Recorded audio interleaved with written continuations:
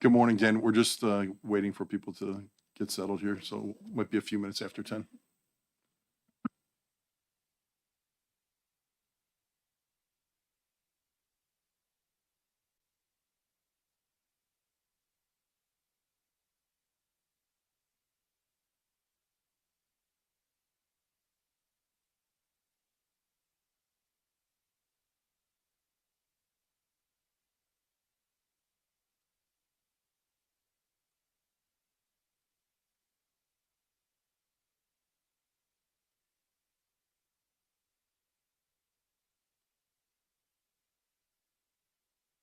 Good morning.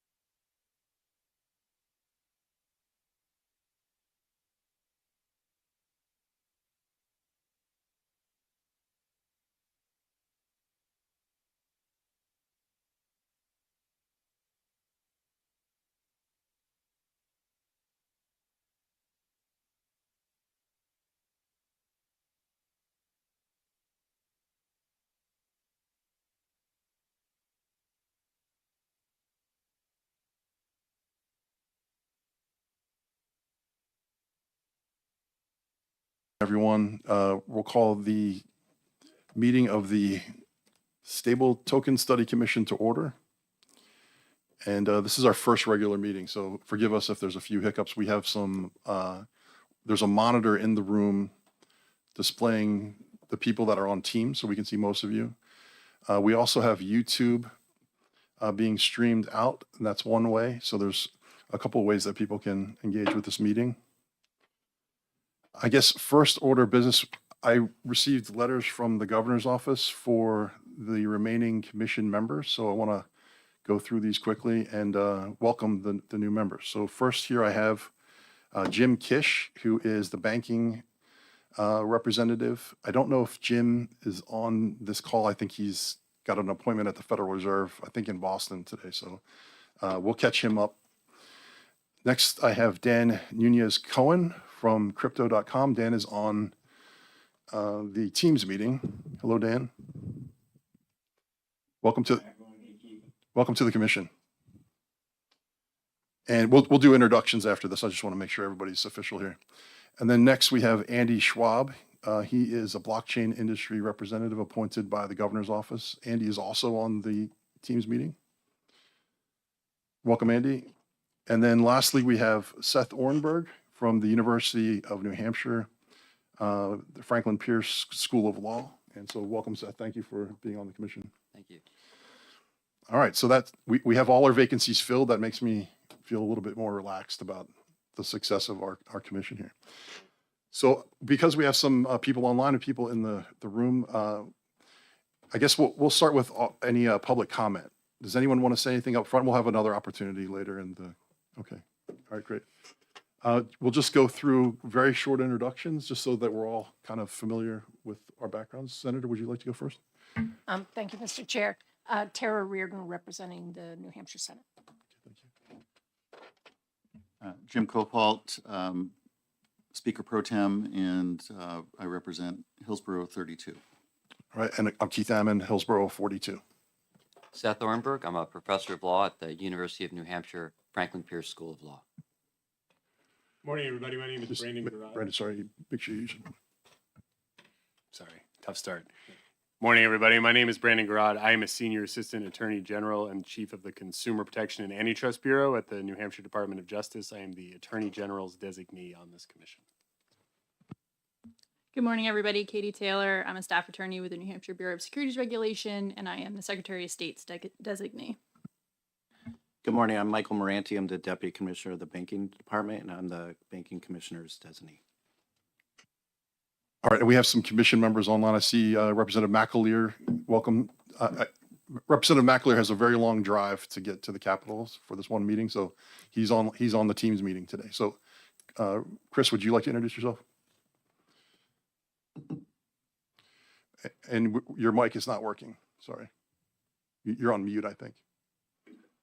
There you go. Yeah, I'm Chris McAleer. I live in Jackson. I represent Carroll County District 2. And I'm a member of the Commerce Committee for the State House. Great. And then Andy, would you like to introduce yourself as a commission member? Yeah, absolutely. Andy Schwab. I've been in the blockchain industry for about 5 years, worked at Protocol Labs. My focus has mostly been security and identity and the complexities of handling that in the blockchain space. I had the opportunity to participate on Governor Sunnu's Commission on Cryptocurrency and Digital Assets. Super excited to see this group coming together to do this work. Great, thank you. And then I think last but not least, Dan, would you like to introduce yourself?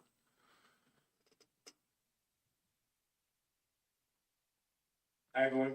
David Yascoen. I'm head of policy for North America for Crypto.com and senior regulatory counsel to the company, including Crypto.com Custody Trust Company, which is New Hampshire's first crypto native qualified custodian. Really nice to meet everyone. Great. All right, so that gets introductions out of the way. And we have 4 speakers today. And we decided at the last meeting that we would go over the first line in the legislation that created this commission. Just bringing it up here. So I did not print out agendas, but they are online if you go to nhtokencommission.org, you can find the page for this meeting. It's got the agenda on it. All right, so we're going to talk about, this is sort of a level setting meeting, right? So a little bit about what is blockchain. I think we had some questions last time. Everyone should have received this. It's also available online to download. This is from the Blockchain Association. It's their one pager on just the basics of blockchain. So very easy to understand concepts. This is sort of like the foundation for everything that we're talking about. So we're going to cover the current landscape of stable token, tokenized real world assets. We're going to come to blockchain-based trusts at a later meeting. So we'll come to that at a later time. So first of all, we have representing the global Business Blockchain Council. We have Deanna Barrio Zales from the GBBC. And Deanna, would you like to introduce yourself? And we have you scheduled for 25 minutes with QA included. So what we want to know from you is what does the landscape look like globally for the subject matter that our commission is covering? Specifically, stable tokens and real world asset tokenization. So take it away. Thank you. Wonderful. I have some slides too, and let me see if I can share my screen. And it looks like I can. In the meantime, I'm going to say I run research at the Global Blockchain Business Council, which is an industry association in the space.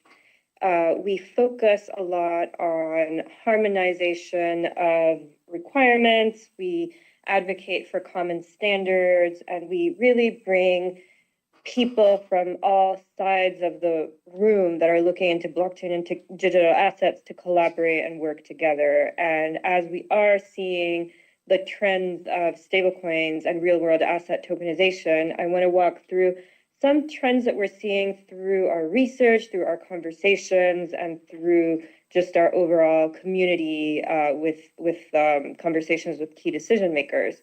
So thank you again for having me here. It's a Deanna. pleasure to be here once again. And Deanna, could I just pause you sure. briefly? Sure. Would you make your screen, your slides full screen?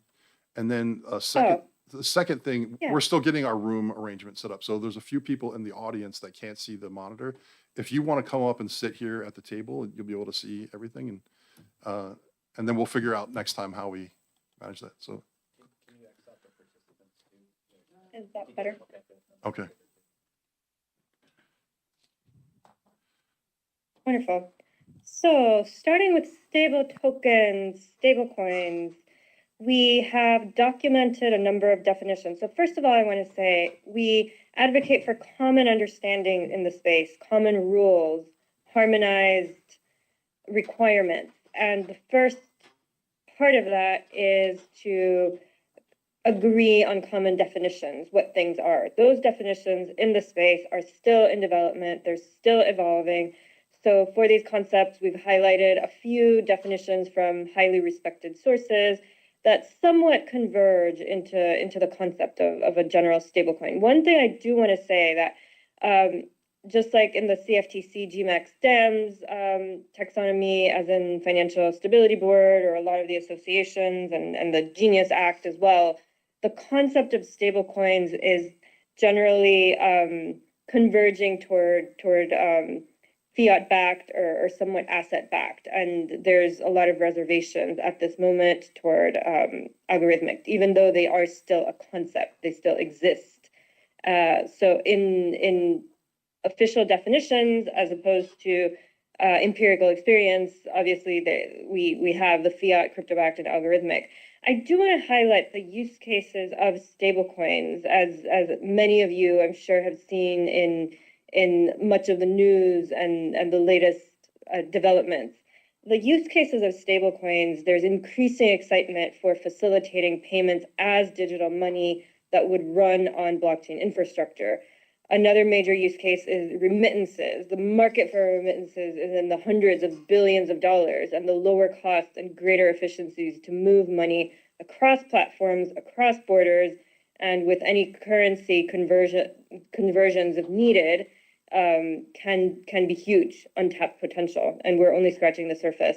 In the DeFi space, it's also important to note that as the DeFi space is starting to converge with the traditional finance space, activities in DeFi platforms to lend, borrow, trade, and even provide liquidity are all using stablecoins as a form of currency, and it's many forms of stablecoins.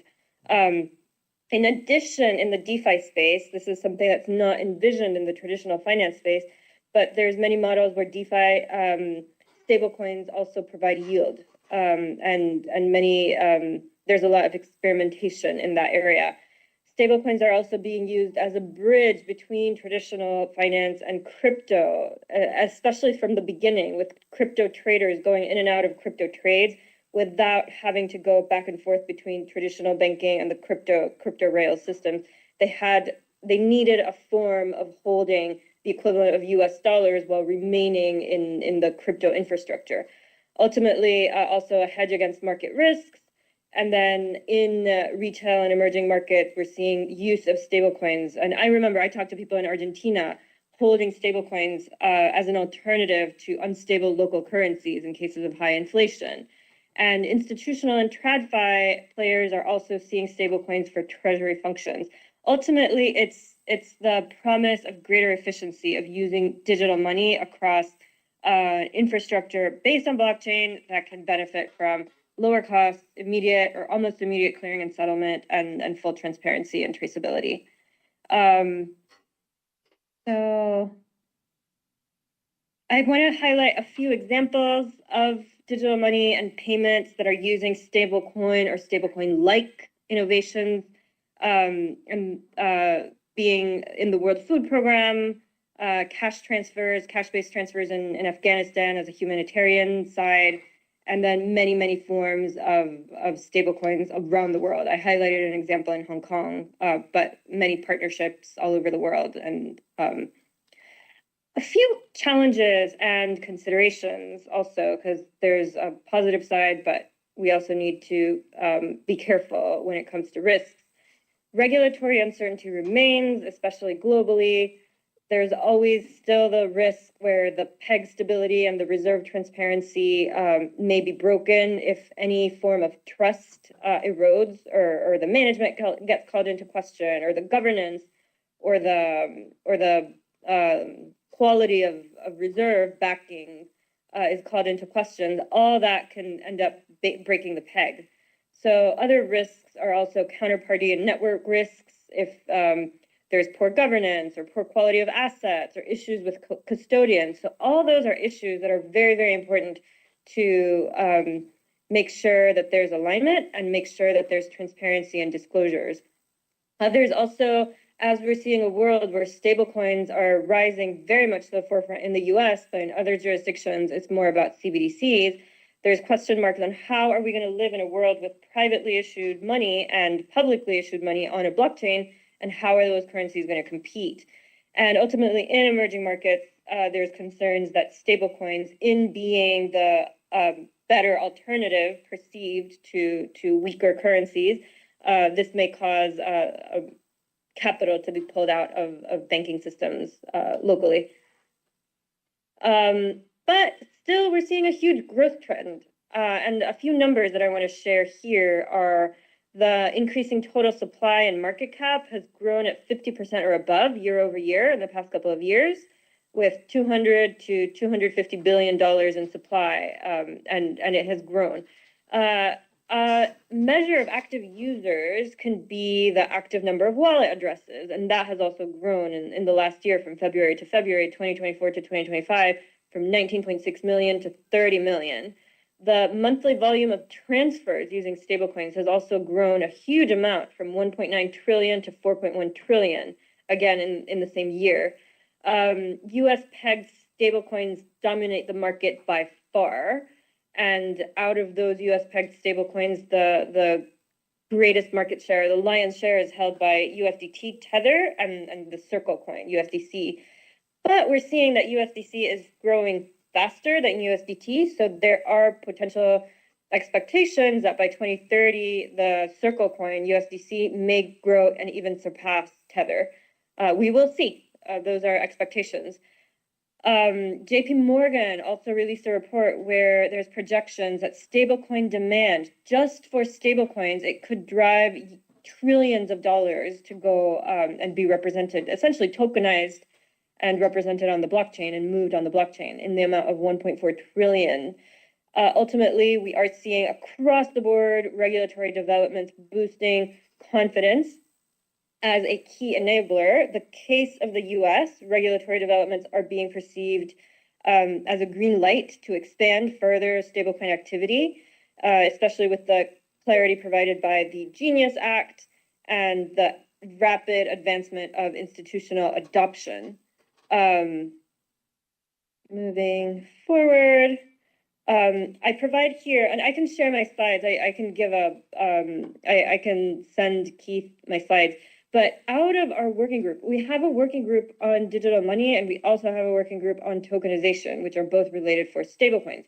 And we have mapped out major jurisdictions and the regulatory requirements related for digital money, including some selected forms of cryptocurrencies and stablecoins. So as you can see, generally the trend is Bitcoin, Ethereum, XRP as more crypto are not under the Genius Act, as opposed to all the landscape of stablecoins that all of a sudden come into the forefront under the stablecoin Genius Act in order to be offered to users in the US. And that brings a series of requirements for AML, KYC, and just greater compliance clarity. Some stablecoins also fall under New York DFS oversight, and as such are subject to additional requirements. And on a state-by-state basis, that is also evolving. In the EU, obviously, it's subject to the electronic money authorization regime that is required for offering to EU users. In the UK, we're expecting certain developments from the FCA for fiat redeemable stablecoins under the UK regime, but that is still yet to come. That's still an expectation. In Singapore, it depends. There's an increasing licensing framework that is expected to reduce loopholes and provide requirements for foreign-based stablecoin issuers that are offering based out of Singapore.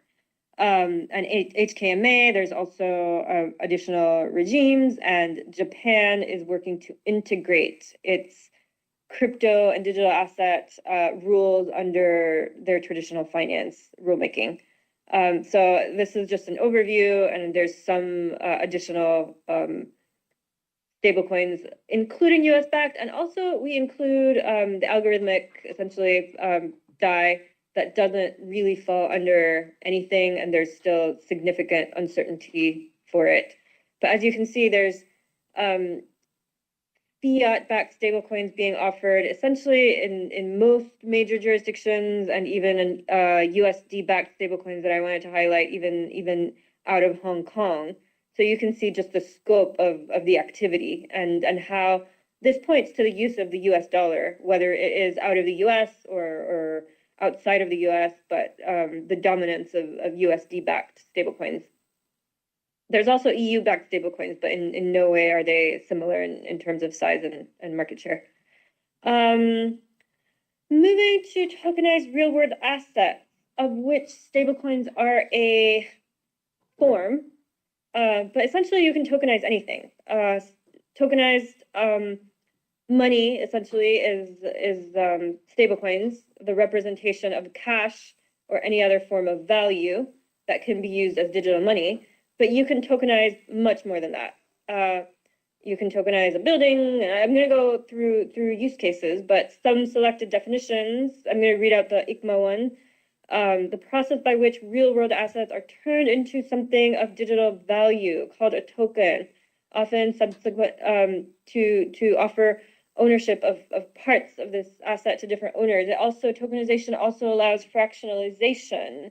And the OECD calls it a digital representation of physical assets on distributed ledgers, where the issuance of a traditional asset class comes in the form of tokens.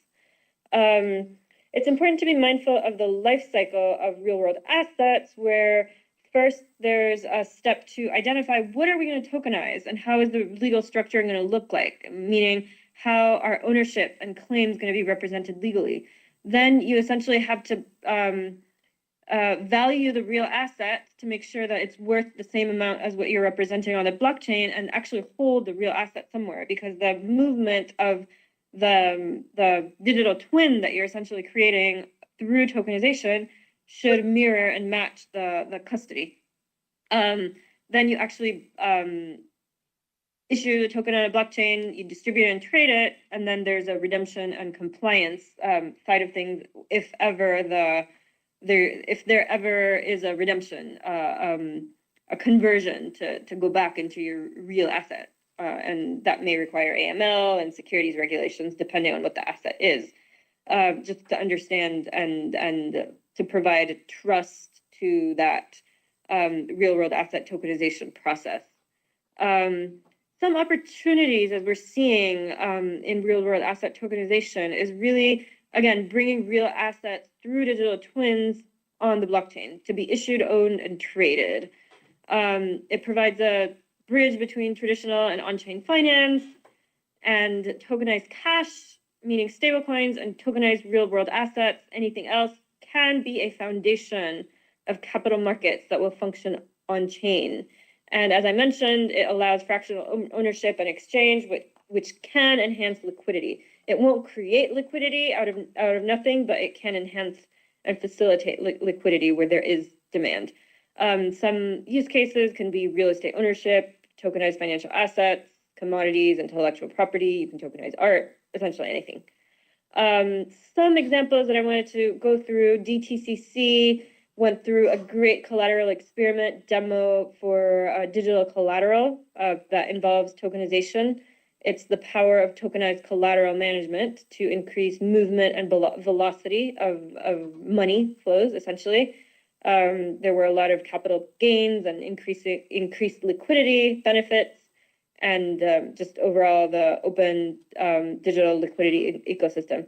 Chainlink is also out of our network, bringing many of the global financial system applications on chain, and many of those require real world asset tokenization in order to represent any financial asset on a blockchain and then perform any activity.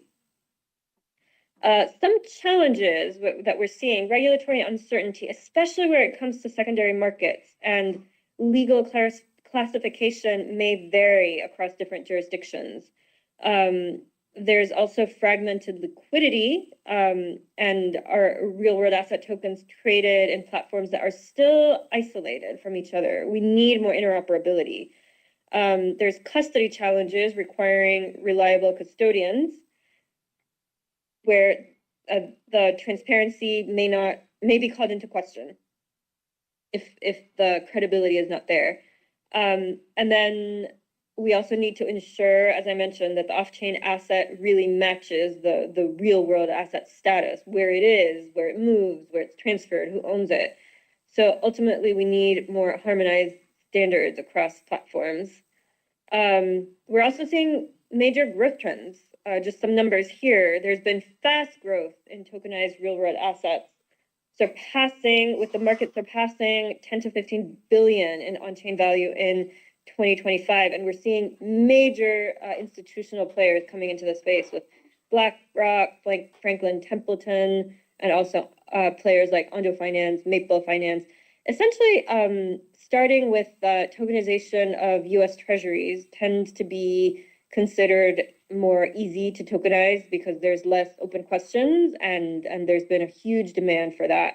There's projections that this space will grow to $1 to $3 trillion in value by 2030, and increasing traditional finance players adding to tokenize additional securities. As I mentioned, US Treasury-backed real-world assets can also lead to stable returns and straightforward processes for tokenization, hence the initial demand for that space.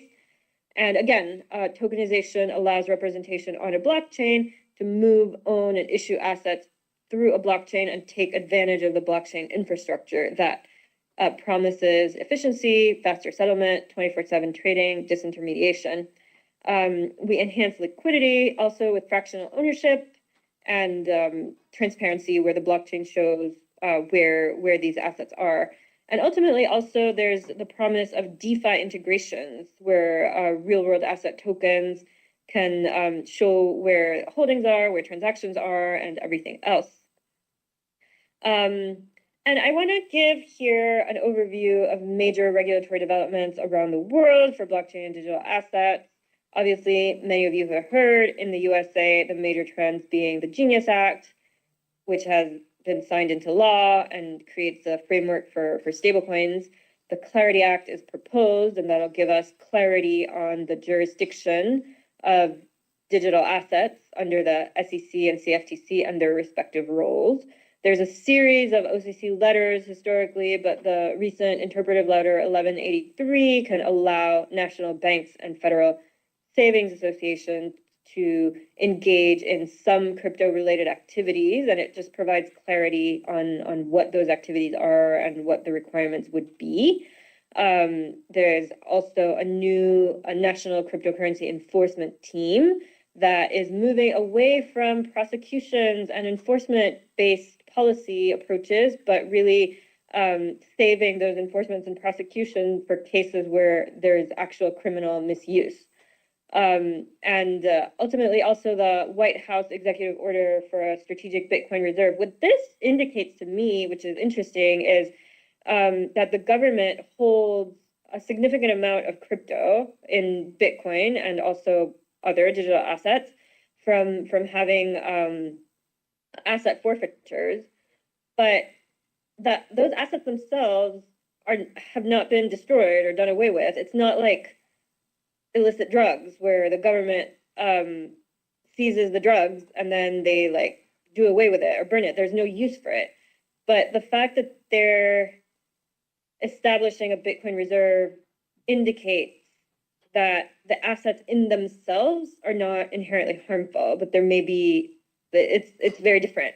And then other bills, including the anti-CBDC, the CBDC Anti-Surveillance Act, which ultimately all these shifts in the US are demonstrating a major change in regulatory stance, where there is a lot more clarity for regulatory oversight, legal certainty, especially for stablecoin issuers.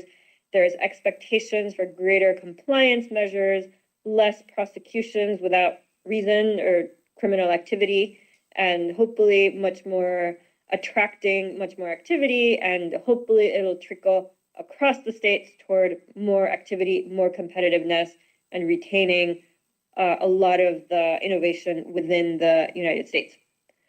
Other major jurisdictions, just for an overview, the EU has provided the MiCA. It's the most comprehensive set of rules, and it's being phased in terms of enforcement. And there's also the Digital Operational Resilience Act, which intends to improve reporting on certain risks.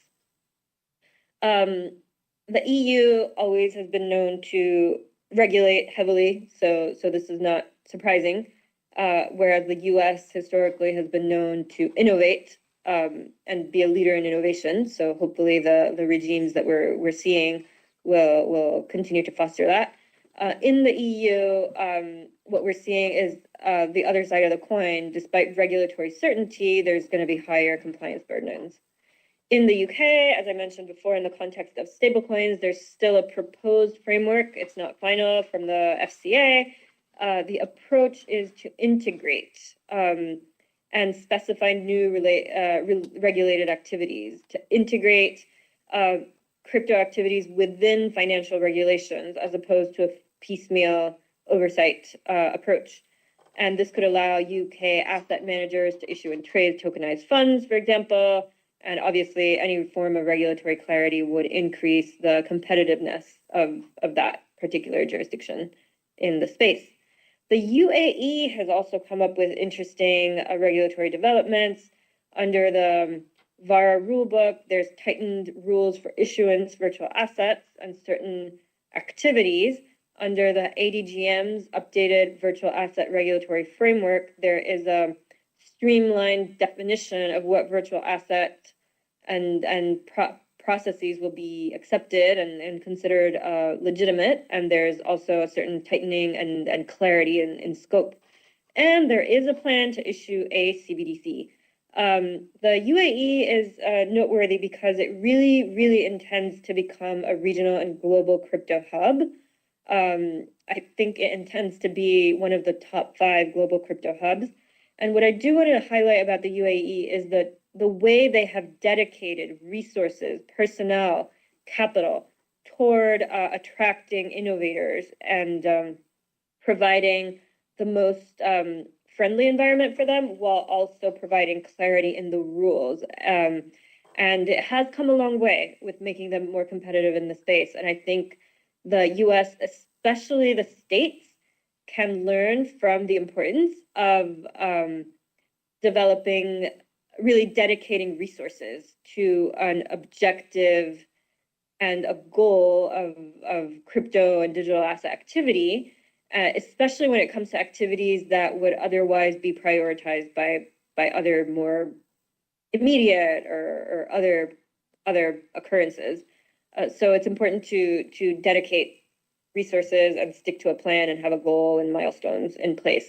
In Singapore, we're also seeing updates to the licensing frameworks, guidance on due diligence and prudential standards for financial institutions. They're expanding the regulatory reach and closing previous loopholes that previously allowed firms based in Singapore to serve foreign clients and basically not have to follow the same rules. So there's a tightening of opportunities for regulatory arbitrage. In Japan, we're seeing crypto being brought under the same category as securities in many ways, and we're seeing an expectation to attract additional institutionals and stronger investor protections and disclosures, and ultimately a greater integration between traditional finance rules and crypto rules. In Brazil, we're also seeing a foundational framework that has provided a lot of initial definitions and taxonomies, and where the Central Bank of Brazil is given jurisdiction to regulate most virtual asset service providers and activities. There's also indications toward upcoming regulations on stablecoins, asset tokenization, clarity on taxation, and clarity on accounting treatment that is moving from fragmented approaches toward a more coherent, broad legal regulatory framework that will affect many aspects of the space. So that being said, with those global regulatory trends, we're seeing more regulatory frameworks, we're seeing more integration with traditional finance rules, we're seeing more dedicated resources to increase the competitiveness of many jurisdictions to attract blockchain and digital asset activities. And where the US stands, many jurisdictions are looking to the US as an example, especially in emerging markets. And I wanted to highlight Brazil because initially Latin America was looking to the EU as a benchmark to follow that example of creating their regulatory developments themselves. And now a lot of that attention is shifting to the US. So there will be international implications. Just overview, how will all these regulatory developments, how will stablecoins, how will tokenization help advance the benefits of blockchain, just more public goods, more open access, more, whether it's public or permissioned or different kinds of chains. We're expecting greater interoperability. We're expecting greater security of authentication of credentials and data ownership, self-sovereign data models. And we're expecting new opportunities that will be available at the convergence of blockchain and many other emerging technologies. I do want to highlight also the importance of standards in addition to regulations.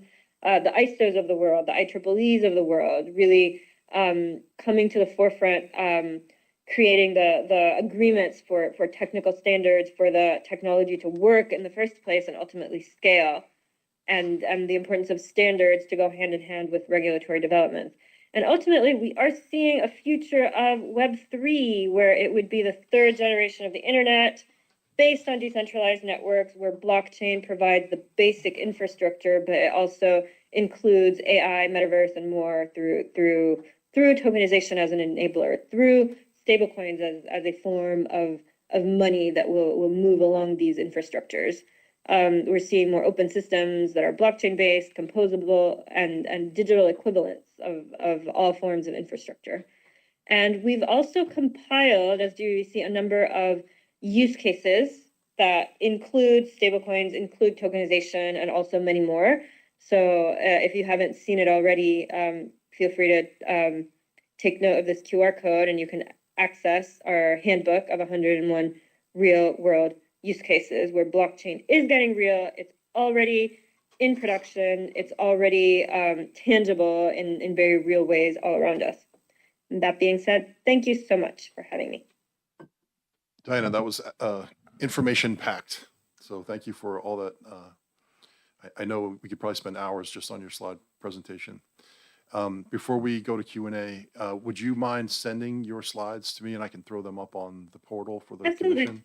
And that way we can study Let them in me do detail. that now. And before I forget, how can members of the public or members of the commission get a hold of you? I want to encourage people to explore their curiosities outside this commission whenever you feel. So what's a good Sure, contact point for I you? can drop my email in the chat. It's easy, diana@gbvc.io. Diana@gbvc.io. All right, great. All right, so we'll open up to Q&A. So, and anybody that's just joining us from the public, feel free to ask any questions.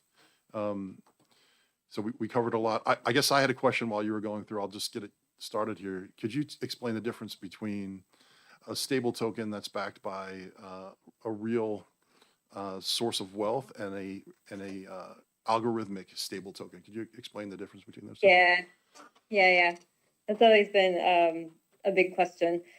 Well, in an algorithmic token, essentially there's no real backing, right? In a stable token that is fiat backed or backed by any form of asset, there's actually an underlying vault of gold that is worth a certain amount, and that value of gold in the vault is being issued on the blockchain, represented on a blockchain, and used as digital money for transactions to move around. If it's backed by dollars or euros or any basket of currencies, there's actually real bank accounts that hold $100, $1,000, $1 million, and those $100, $1,000, $1 million are issued, represented on a blockchain, and moving around. When it's an algorithmic token, there's none of that. It's a play on economics. It's a play on supply and demand. So I can issue money, and what regulators are concerned about is just issuing money out of thin air and the ability to play with that supply of cryptocurrencies on the blockchain. Because I could issue anything, right? And then I can play with the supply as an issuer and balance that supply with the demand of my community and the network. And based on that intersection between supply and demand is where that pricing will be. And those digital tokens are probably held somewhere in different wallets or they're an issuer's wallet, but there's nothing real. So that has been the subject of a lot of controversy because, as many of you have heard, the Terra Luna scandal, there's nothing tangible. Even though they exist and they're still used in many cases in the DeFi space, we need a lot more clarity, we need a lot more understanding, and we need a lot more controls on what does it mean for a network that will essentially create algorithms based on supply and demand dynamics, create market incentives and rewards to influence that supply and demand, and that will be the basis of pricing. It's very different. So we're still in early stages. Right, interesting. And when you turn your mic on, if you could, please, and then just announce your name and who you represent and before your question. Thank you. Sure. My name is Sandra O'Neill. I'm an attorney with Sheehan Finney, just part of the general public. And you mentioned tokenizing real estate. And as an attorney, how would that work with sort of traditional legal constructs to hold real estate interests, such as limited partnerships? Would that replace those, or, you know, I guess you alluded to the legal characterization. We're still underway, but I think one early use case that we've seen with pros and cons has been the Aspen tokenization, and we're seeing a couple of others, but those legal agreements should be essentially embedded on a blockchain. So there's additional considerations. the legal agreements, the legal requirements for real estate, none of that gets replaced or done away with, right? The legal requirements are still there. It's just question marks, and this is all part of the negotiations, right? It's question marks on how those legal requirements and representations, and I'm sorry, I'm gonna have to go soon because I have to run a roundtable. Legal requirements and representations are going to be embedded into the governance of the supply chain and the consensus mechanisms and how the approval structures, the automated transactions and the smart contracts will work. They should all be embedded and they should all be aligned with existing regulatory requirements. I am so sorry, I have to run now, but please email me questions, Keith. If anyone else from the community has questions, I will answer them over email. I will commit to that. That's great. And I'm sending you my slides now. Thank you for your time, Diana, and maybe we'll have you back at a future meeting to sort of, come back and circle back on some of these topics. So thank you for your time. Wonderful. That would be great. All right. Thank you. Bye. All right. Any discussion over that portion? I saw DTCC was mentioned. All right. So we'll keep going here. So next we have Anthony Apollo, and I'll just give a little introduction, then you can fill in where I left out. Anthony Apollo is the executive director of the Wyoming Stable Token Commission.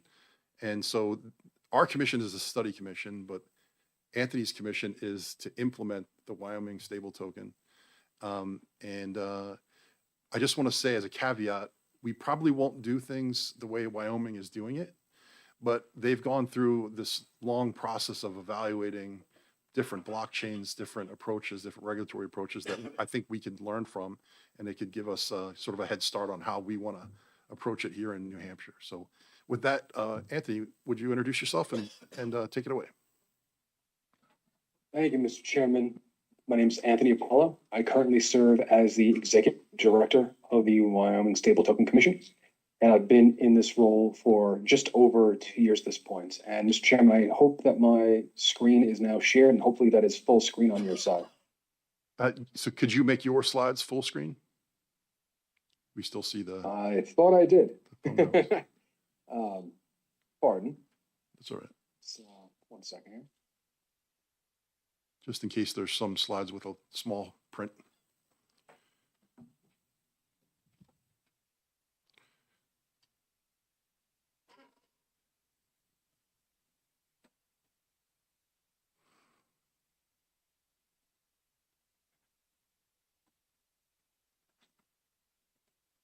Seem to have lost my Google Drive controls here. Apologies. I'm going to try to share this again and see. Hope that works.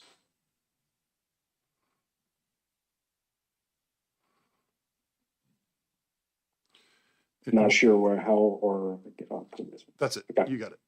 Probably about as close as we're going to get. So thank you again to the commission for their time today. I will quickly note that I do not speak necessarily on behalf of the commission. They do make their determinations in a public forum. I am their messenger in many ways, and also responsible for much of the work that happens behind the scenes. Nothing here is legal, financial, or tax advice, and the Frontier Stable Token is not currently available for purchase, but hopefully we will be there soon. So a little bit more about me. As I mentioned, I am the inaugural executive director of the Stable Token Commission here in Wyoming.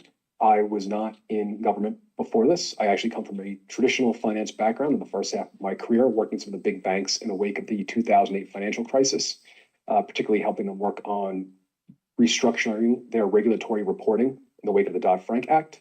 And then in 2015, made the move in digital assets kind of informally, and then made that pivot a full-time career in 2017. Joined a firm called Consensus, which is an Ethereum incubator, Ethereum being one of the largest blockchains out there. And then my work between Consensus and my own personal startups has traditionally focused on intellectual property, on blockchains, real-time payouts to content creators, codified royalties via smart contracts. And at one point even did a compliant debt security token with a professional basketball player. That was Spencer Dinwiddie, then on the Brooklyn Nets, now on the Charlotte Hornets. But in terms of what we are building in Wyoming, the legislature passed the Wyoming Stable Token Act in 2023, and that did two critical things. First, it created the Wyoming Stable Token Commission as an authority in the state, and then it gave that commission the mandate to issue Wyoming stable tokens. I do cite the statute here that provides some flexibility to the commission on how that could be implemented. In terms of how the commission is structured, there are 7 commissioners. We do have a lot of oversight and transparency through the program, being that our chairman is the governor of the state of Wyoming, Mark Gordon. We're also joined by the state treasurer and state auditor, and 4 subject matter advisors, one of whom is Flavia Naves, now at Hathaway & Coons, which is a local law firm here in Cheyenne. But before that, she was the general counsel at Circle, which is the largest domestic issuer of stablecoins. In terms of the agency itself, I serve as the executive director. We also are joined by Deborah Brooks as our CRCO. She was formerly the deputy virtual currency chief and head of supervision at the New York State Department of Financial Services, particularly in their virtual currency unit. Keith Lawhorn is our chief InfoSec officer, who has many years of experience fighting illicit finance and also in the domestic intelligence agencies. Joseph Saldana is our CFO, a veteran of Wall Street, and Stephanie Chan is our business project manager here in Cheyenne. I did mention we have a lot of transparency. We do have incredibly high oversight for the program. We host meetings on a monthly basis in a public forum. Those are open to public comment, much like this meeting is today. And we post everything on our website, which is linked here on the slide. And I'll send these along, Mr. Chairman, when we wrap up the testimony. We're also overseen by the legislature. The branch of the legislature that does preponderance of the rulemaking is the Select Committee on Blockchain, Financial Technology, and Digital Innovation Technology. And of course, we report to other commissions like the Joint Appropriations Committee for our budget. The goal of the commission is to launch the first fiat-backed and fully reserved stable token issued by a public entity in the United States by the end of this year. I bolded the fiat-backed and fully reserved piece to really emphasize that this is certainly not a central bank digital currency. We don't have a central bank. We are not creating our own currency. We're not minting dollars. We are creating a digital asset on a blockchain that is backed by cash and cash equivalents. And we see that here, it's cash, short duration US treasuries, and repurchase agreements thereof. We'll take in US dollars for the issuance of stablecoins. And then when those stable tokens come back to us, then we will redeem those for US dollars. It's dollar in, dollar out. We're very conservative in that matter. And one of the critical things here is we are issued on multiple public and permissionless blockchains. Again, another delta potentially from a prospective CBDC that would be expected to be on a private blockchain. We're actually using public infrastructure. In terms of why Wyoming is doing this, Wyoming has been working on digital asset legislation for almost 10 years at this point. There's 80 bills that have been put forth. Just about 50 of them have passed, the majority of them under the tenure, again, of our current governor, Mark Gordon. So when we have these different, potentially disparate initiatives in the state, for example, the ability to pay your taxes with crypto, the ability to register a digital asset in the Secretary of State's office to prove that you own it, or to create a new business entity like a LLC for a decentralized autonomous organization, it makes sense to have a mechanism by which value can be transferred across those initiatives. And being that these are digitally native endeavors, makes sense to be digitally native as well, and to have something of a stable value. So a stable token makes sense. The second reason here is revenue diversification. So Wyoming, as you likely know, is a oil and gas state. That's how we generate the majority of our revenues in the state. The state's always looking for ways to bring in more funding. Being that we are backing the stable token with US treasuries, which generate interest, and the interest comes back to the state as revenue, that is a way to create more streams of income for the state. And the third and final one here is that is the state's second attempt at a fully reserved financial instrument. Several years before the stable token was put forth, we had a structure in the state that was created called a special purpose depository institution. It's a financial institution that can custody digital assets provided that they are fully backed and actually over collateralized. Unfortunately, the full weight of the prior administration came down on that structure. There's still much litigation in that regard, which is all public if you're interested in finding out more. But for the time being, the stable token was identified as a second way to create a fully reserved financial instrument so that whether they're Wyoming citizens or anyone in the US or any holder of a Wyoming stable token, they know that that is where their dollars are. We're not going to go through all of these, but I wanted to give a brief snapshot of all the work that's happened in the state to date. Again, we've passed lots of legislation here, but it's been across different verticals. There's pieces that have addressed property rights. I did mention the digital asset registry before. Privacy is key to the state. One of the bills that I always go back to is the prohibition of private key disclosure, which essentially states that you cannot be compelled to give up your private keys in a civil or criminal proceeding. That's protected under the First Amendment. We're a state, we cannot compel speech. We can't make you tell us what your private key is that controls your cryptocurrency. We also mentioned some of the entity structures, including the SPDIs and the DAO LLCs. From a revenue diversification perspective, the stable token is certainly in that realm, although that would go across many of the registrations that were just mentioned. Final note here, the state did pass a CBDC prohibition in its most recent legislative session earlier this year. It did two critical things to define what a CBDC is and prevented any state agency from using or leveraging a CBDC. In terms of use cases, we intend for a Wyoming stable token or any Wyoming stable token to be used more broadly than just the confines of Wyoming. We expect to be domestic, international, on decentralized finance platforms. In terms of how they can be used, we see it being used in institutional use cases. So if there are large financial corporations that need to move large sums of cash or cash equivalents, we can do that in a very cost-effective manner with the stable token. In terms of retail payments, we want to be operating there too. I always point to a Coinbase study from a few years ago that showed that if citizens who are swiping credit cards in the US were to use blockchain rails instead of the credit card rails, the actual buyers would have saved about $76 billion in 2022. And the retailers who receive a 3 to 5% transaction fee from those credit card partners when that swipe happens would have saved about $124 billion. So $200 billion in saving across the board. And again, we do expect to be international. One of the things that we can do by being a sovereign entity that is issuing the token, again, is the state of Wyoming issuing the token rather than a bank or a trust. That allows us to be international much easier than perhaps some of the private incumbents. I will work quickly through some of the benefits of doing a stable token issuance as a public entity. I'm happy again to respond to any during the Q&A, but I also want to speak to the implementation a bit more in depth during this particular conversation. So we will move through these fairly quickly. So what stable coins accomplish generally and why are states interested? So stable coins really function as the new financial rails. They can facilitate global settlement. They are peer-to-peer, so there's no intermediaries, and that mitigates counterparty risk. They're operational 365 days a year, 24 hours a day, 7 days a week. Fees are typically under 1 cent if you're going wallet to wallet on some of these more scalable or highly efficient blockchains. That settlement will happen in a matter of seconds, or on some chains, even within 1 second. And because all of it is posted to a blockchain, which is an immutable ledger, they are instantaneously auditable. Stablecoins are growing rapidly.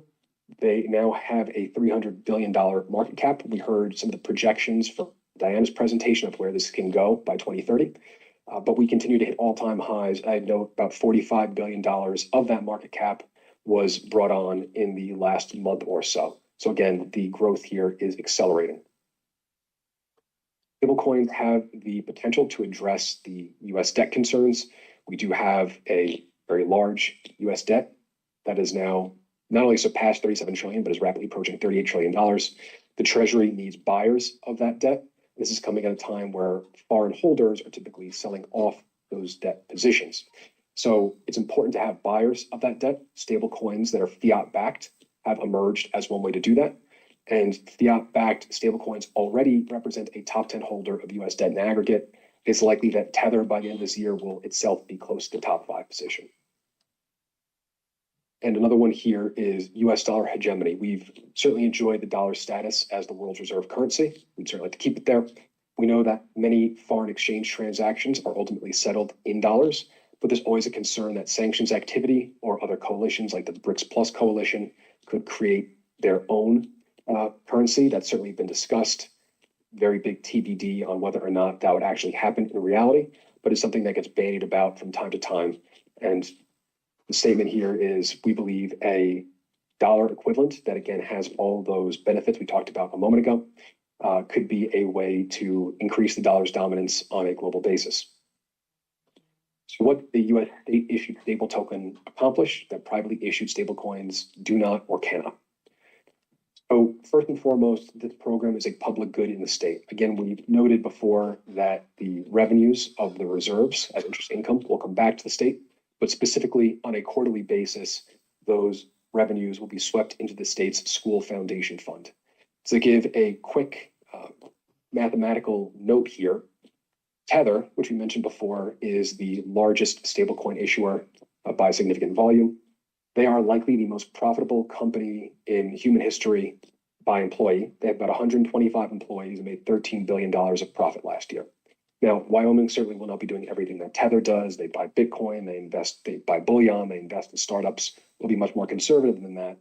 But Wyoming's state budget on a biennial basis is $11 billion. So if this pie really grows and we can have about 10% of that pie, we're talking about not only putting some funds into the school foundation fund, we're talking about paying for potentially a large swath of the state budget with one program that didn't exist 2 years ago. We mentioned the oversight that the commission has. Again, all of our meetings are in a public forum, as are our vendor procurement processes, our rulemaking processes. A bit more on that momentarily. Obviously, we want a stable token to be stable and maintain that dollar peg.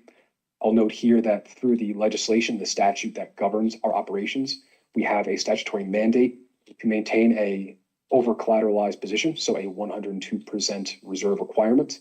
That must be achieved before we can return any money back to the state. And that's intended to mitigate against any potential depegging events where the stable token will be worth less than $1 and any kind of liquidity crunch or black swan event. From a distribution perspective, I noted before that we are doing this as a sovereign entity. That allows us to go cross-border in a more efficient way. We do answer to the federal government, of course, but from the perspective of the multiple frameworks that are being developed abroad, we are not going to be beholden to them. So we have an ability to do one issuance and then be broadly global. We are, again, highly transparent. Through our rulemaking process, we do receive public comments on all of our rules before they can be fully promulgated. And again, everything that we do happens in a public forum. The state does care greatly about privacy. We are assessing different ways to achieve what I refer to as the Goldilocks zone, where we can have transactions occur on a private or a public blockchain that maintains the privacy of senders, receivers, and the amount of tokens being transferred. That would be obfuscated on a public chain, but still give the commission itself visibility into those transactions so we can maintain our compliance posture. There are technologies being developed that include zero knowledge proofs and homomorphic encryption that would allow that position to be achieved. But I'll note that those solutions are only really being rolled out in a retail context as we speak, with a couple of key ones being rolled out in the coming months. And one that I'll spend a little bit more time speaking about is the constitutional protections that we believe are part of the Wyoming stable token. One of the things that our commission did alongside the select committee was look at the terms and conditions of the incumbent private issuers. We found that they typically have a large number of restricted activities or prohibited transactions.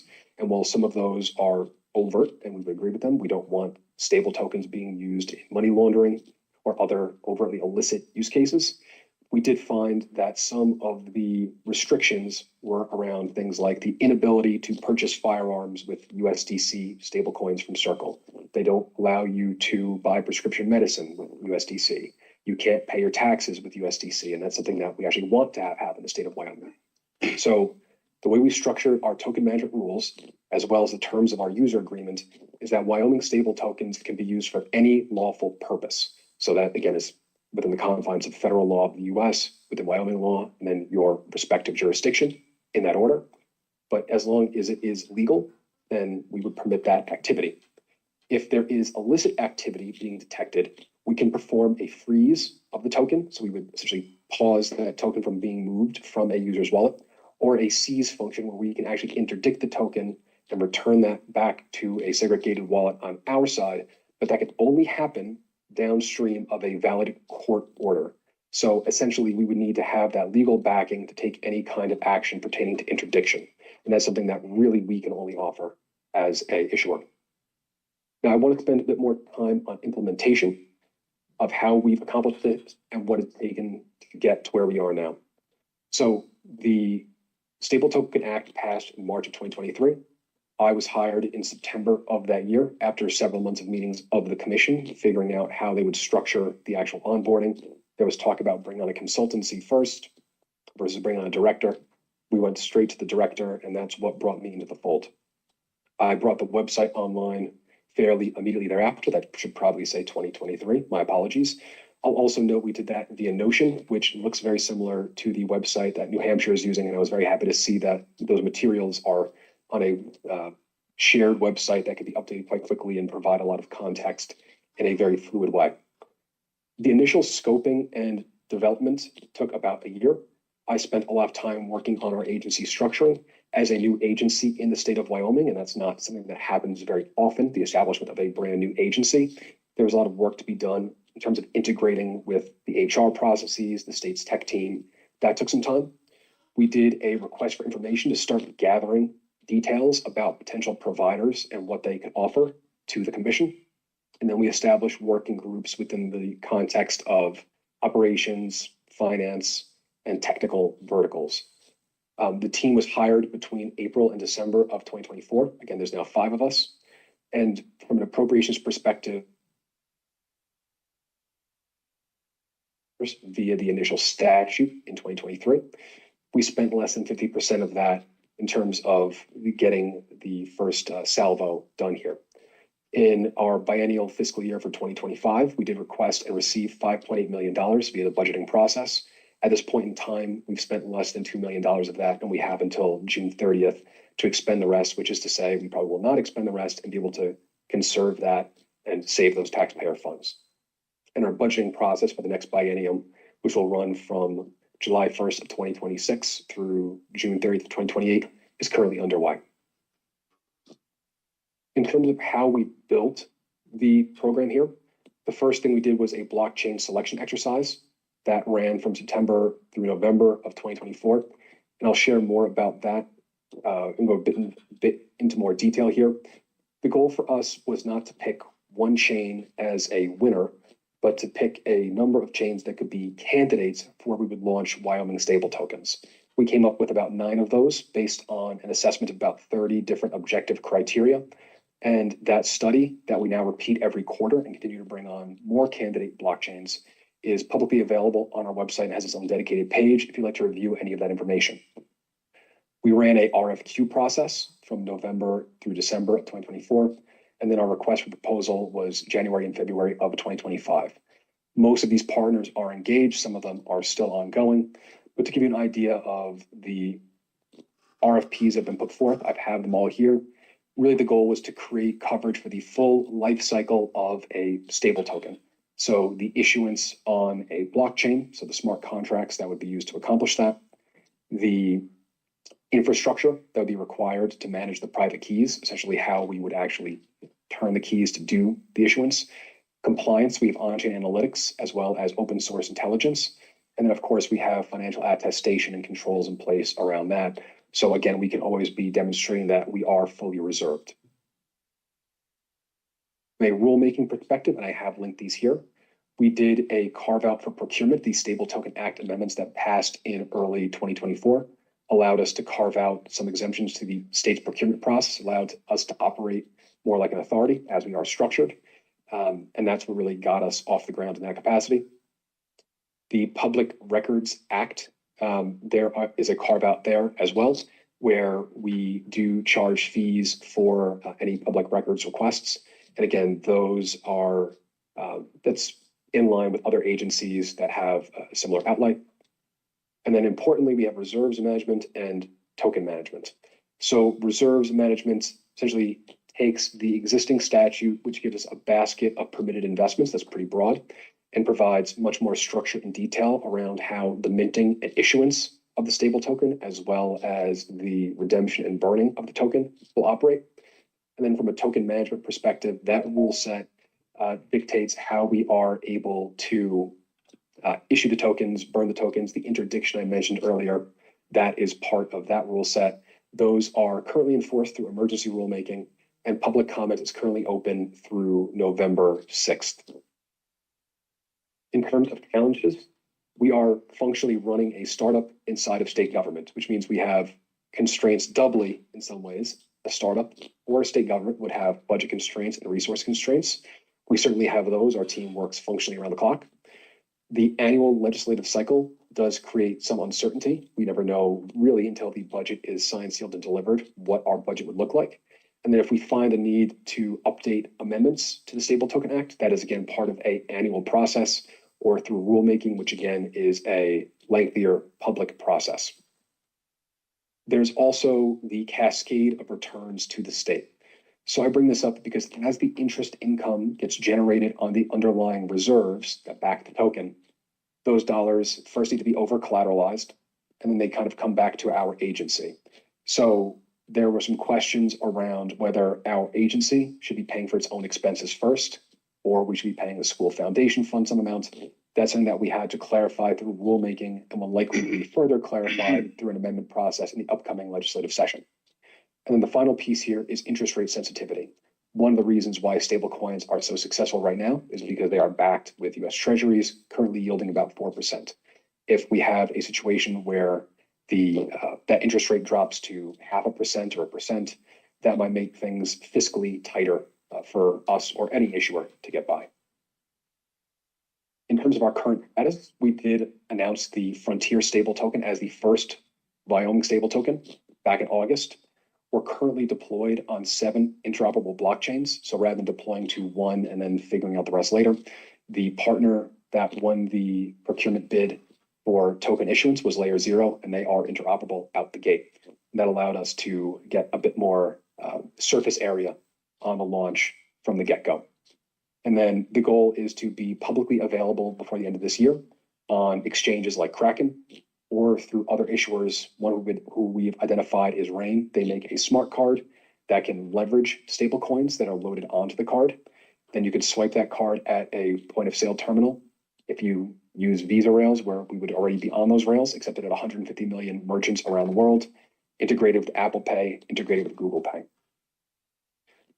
One key note here in terms of structure for the stable token is that we are not selling the stable token directly to an end user, i.e. an individual or retail user. That's something that would be highly infeasible given that our team is very small and we would need to do compliance checks on each individual user through a KYC or AML process. So what we've done here is work to engage what we call licensed service providers or LSPs. Those could take many different formats: exchanges, payment platforms, community banks, credit unions, anyone who has a financial mechanism and also performs KYC AML on their users. We will work with those partners to onboard them as LSPs following our Know Your Business process, and then kind of open up a trading window with them that they could send funds, again, US dollars, to us, and we would issue stable tokens to them. I noted that community banks and credit unions are looking to get involved. We believe that there is more room to do this, particularly for credit unions in the state of Wyoming. They were prohibited from taking public dollars until July of this year. So we now can engage them. And from a community bank perspective, there was a lot of trepidation around supervisory memos from the Federal Reserve around their ability to custody digital assets and the controls that they need to have in place for that. So that now has been rescinded in the current administration, and there's more room to work together there.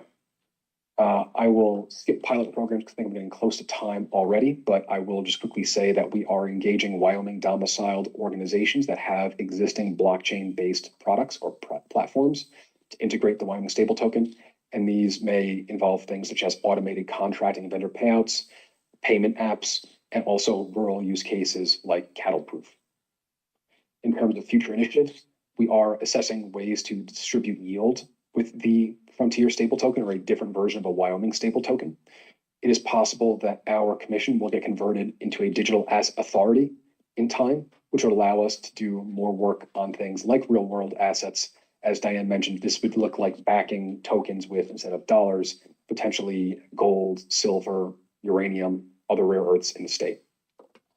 And in terms of some external initiative, we are examining the ability to do interstate compacts with other states. I think I've likely demonstrated the amount of work that's gone into this program to get us to where we are over the last several years. If states want to use an efficient stable coin within their own operations, we'd like to work with them to see if we can provide that to them. We're also potentially engaging other fiat-based issuers abroad to create liquidity pools where a US dollar-denominated Frontier stable token could be one side of that liquidity pool, and then perhaps a stable won or a stable yen could be on the other side, allowing there to be real-time foreign exchange transactions and remove the arbitrage opportunities from those to make it much more transparent and equitable. And then we also look to incentivize new business with the initiatives in the state, including those organizations like DAO LLCs or decentralized unincorporated nonprofit associations, which is a bit of an evolution on top of the DAO LLCs. And I will pause there before Q&A and leave this up if you want to grab some details about our program through the QR code or links when I send this through. Thank you. Thank you, Anthony. And I'd like to extend the invitation to have you back at a future date, because that's a lot of subject area that you covered there, and it's quite impressive. So we'll open it up to QA. Anyone in the room would like to ask any questions? So I have a question, and I think we'll be coming back to this topic. It's about the idea of sufficiently decentralized blockchain. And your matrix that your state did, it made a lot of news. I think Cardano was sort of on the bubble, and that made like international news. But I think that's one of the areas that you've done research on that we'd like to spend some time on at a future meeting, I think. But if you'd like to speak to a little more about that process and why it's important to have sufficiently decentralized a blockchain. Sure. So there's a number of ways we can achieve that. From a blockchain perspective, what we would look at is what's called the Nakamoto coefficient, which is essentially a measure of how decentralized an organization, or a blockchain rather, is. That may be measured in different ways on different chains. Those might be node operators. From a staking perspective, that may be how many staking pools are in place. So it's going to look different for each network you're assessing. But that's certainly something we can cover in more detail in a future conversation. I'd also note that when you get into the infrastructure of these different networks, there are different ways to look at decentralization. Those might be things like sequencers. So Base, which is the blockchain operated by Coinbase, they'd have one sequencer, which is, say, functionally Coinbase is control of that blockchain. There are other strong metrics that the network has that brought that into our scope, but that is potentially a limitation. I'd also note that with our partner Layer Zero, because they have that interoperability ability, for lack of a better term, the way they facilitate that is through what they call distributed verifier nodes. Essentially, you're verifying messages on different chains as you move across them. And that's something where we've worked with the Layer Zero team to make sure that Wyoming's distributed verifier node, or DVN, is always required to facilitate that transaction. But you may have other DVNs provided by Google or Layer Zero itself, or the foundation for that particular blockchain. You have multiple parties that are verifying that these transactions are happening. As we get into conversations about potentially working with other states, one of the things I think would be quite interesting is working with states that have their own DVNs to make sure that states are agreeing on certain transactions that are happening, and then bringing that concept away from blockchain piece, but to, again, the real world. I think we talked a bit about the interdiction process. Again, that is downstream of a valid court order. I think when we talk about the process of doing that interdiction, which requires steps on a blockchain network, essentially to have private keys signing off that you're going to do a freeze or a seize, having that be distributed across multiple states to verify that we're all in agreement that this is a valid court order we're responding to, I think that will help decentralize not only the technology, but also the legal posture that's being taken. Great. And I'll ask one more time for questions. I do want to mention Layer Zero, your partner, at least one of the founders of Layer Zero came out of UNH system. So that's a neat connection. And I know that your Center for Blockchain and Digital Innovation out of the University of Wyoming has had talks with the Interoperability Lab in Durham in UNH, so University of New Hampshire. So I think there's some collaboration that could happen with our university systems, which is really interesting. So question, introduce yourself, Ryan, and go ahead. Thank you, and thank you, Anthony, for the presentation. It was learned a lot there. So, question for you: I'm Ryan Hale with the New Hampshire Bankers Association, and you mentioned that looking to work with community banks to help get these stablecoins to the end user. Are those just banks in Wyoming, or are you enabled or allowed to work with banks around the country? So through the chair, thank you for the question. We are allowed to work with banks throughout the country, and possibly beyond that. The goal of engaging those banks would be to give them the ability as licensed service providers to essentially distribute Wyoming stable tokens to their customers, much like you would withdraw cash from the bank. If you wanted to pull some dollars out of your account and convert them to stable tokens, giving those community banks and credit unions a POS terminal that would allow that user to kind of swipe their card and extract stable tokens onto that card is something we're looking at right now. We mentioned our partnership with RAIN. That is one way we could facilitate that. And then beyond that, if there are custody opportunities within those organizations, we're looking at that as well. We have engaged Franklin Templeton for our custody and the investment management of the reserves. But the goal would be, again, to have different states and different especially regulatory frameworks all compatible with this.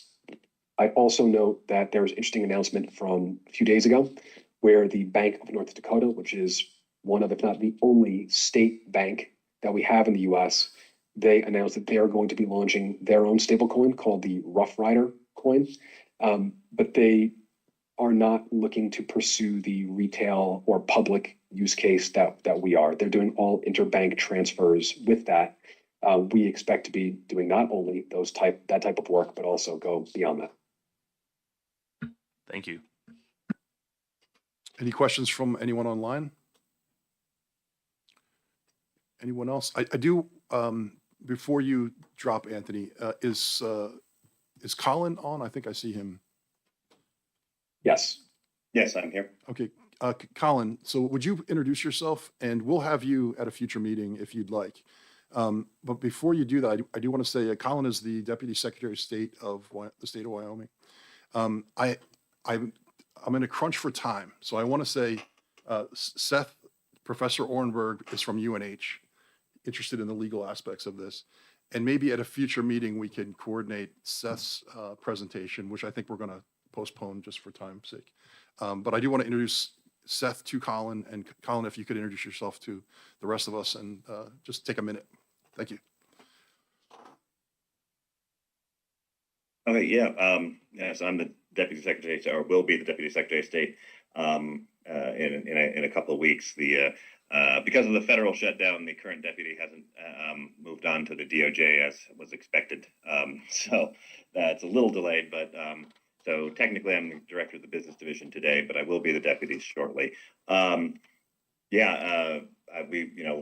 department doesn't have a direct relationship with the stable token, and that the secretary does not sit on that board, but we're supportive of it and looking forward to seeing what they're doing, as well as all of the other aspects of Wyoming's Bitcoin and crypto policy typically are run through my office. All of the DAOs, the DUNAs, things like that are, of course, entity types that are registered here. So, any questions on that, I'd be happy to take, and also happy to assist other states in working towards, comity and interstate agreements on these sorts of things. Great. And I have your contact information if anybody wants to get in touch with Colin in the meantime, but we'll have you as a presenter if you're open to that, Colin. Not now, but in the future. Absolutely, anytime. All right. And so thank you, Anthony. Not seeing any further questions at this time. We really appreciate that. And I saw your email address was on the final slide. So if you send those slides to me, I'll put it up on our little commission portal here. Before we go on to our final presenter, which will be the Plume Network, I think you guys are waiting in the wings there. Salman and Rich. We'll have you on in a second, so if you want to get ready. But Seth, would you like to say just a preview of what we're planning to present today, and we'll see the full presentation in Yeah, the future. thank you, Chair, for that invitation. So I'll be speaking about some of the federal advancements that have happened and are happening. So there are kind of 2 or 3 major legislations, depending on what you consider most important. The Genius Act is a major federal legislation that recently passed and is going to substantially redefine who regulates or doesn't regulate stablecoins, and creates effectively what's advertised as a 2-part system, but I think I interpret it as a sort of a 3-rail system that I'll be talking about, where you could have federally qualified stable tokens, state qualified stable tokens, and state issued stable tokens like we saw from Wyoming. So I'll be speaking about the Genius Act in particular, but it also relates to a few other major pieces of pending legislation, including the Clarity Act, which is going to also redefine some newer types of and some typologies of digital assets, and again, who regulates those, and most critically, whether or not they're regulated by securities regulation, whether at the state or importantly here at the federal level. So Great. I'll be focusing on that next time. Great. Thank you for that. All right. Any discussion before we move on to our final presenter? Any public comment or discussion? Okay, good. So we're going to shift the topic a little bit to, we learned that stable tokens are a subset of tokenized assets, right? So we're going to talk more about a tokenization of real world assets. I think Larry Fink said yesterday that every asset is going to be tokenized. So we're potentially looking at trillions of dollars of market cap, and in the not too distant future. So Plume is a protocol or a platform for tokenized real world assets. They were connected to me through the Blockchain Association, which is your handout, your one-page handout came from the Blockchain Association. So I believe Plume is a member of the national organization of the Blockchain Association. And so I queue you up, and Salman, would you like to go first? And feel free to just handle it however you'd like. Yes, thank you, Majority Floor Leader.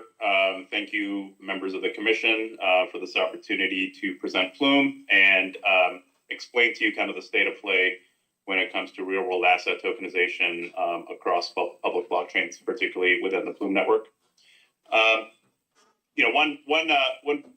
I think the presentation before from Wyoming is actually a good segue. One of the national interests that is being furthered through tokenization of stablecoins and distribution globally is exporting the U.S. dollar.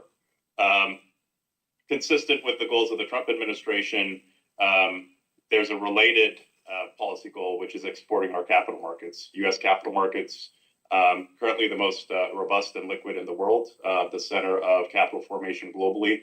And we're particularly interested in seeing the development of on-chain capital markets, and we're doing our part in innovating in that space. So at a high level, that's our commercial goal, which I think aligns with the national interest. So Plume, who are we? So we're an American company. We have about 60 employees globally. A little bit over half are in the U.S. Our founders are both Americans, Asian Americans. And just given their backgrounds, we're particularly focused on the U.S. as well as APAC.